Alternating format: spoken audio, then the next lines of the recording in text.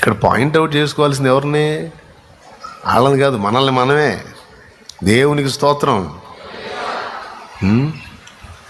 పట్టుమని దెబ్బ కూడా ఇడి చేతులు ఇరిగిపోని, ఇడికి బండి తగల, ఇడికి లారీ ఏం కాదు, లారీ తగిలి పోని ఇద్దానని అయ్యి కొంతమంది ఆడవాళ్ళు పరిశుద్ధులే తలుపులు వేసి తిడతారనమాట.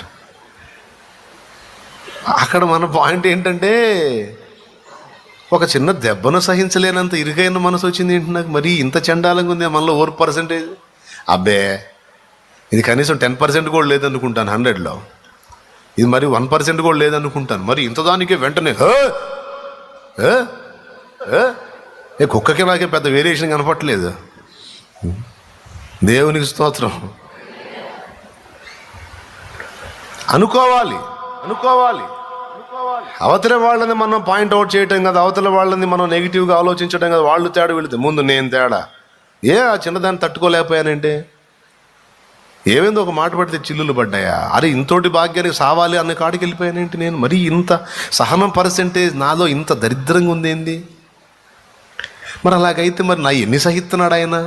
నన్ను ఎంత భరిస్తున్నాడు ఆయన? ఎప్పటికీ రీచ్ అయ్యేది నేను? నా భార్యే కదా, ఏమైంది ఒక మాట, అరే దాన్ని ఓర్చుకోలేకపోయానేంది నేను?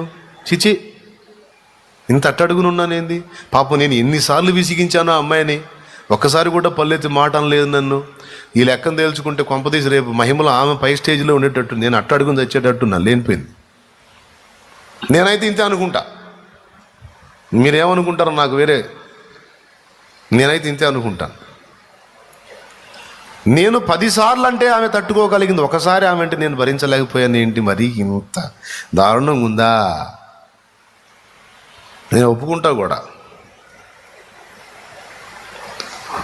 కూడా మనకు ఓర్పు పర్సెంటేజ్ తక్కువగా ఉందని. దేవునికి స్తోత్రం.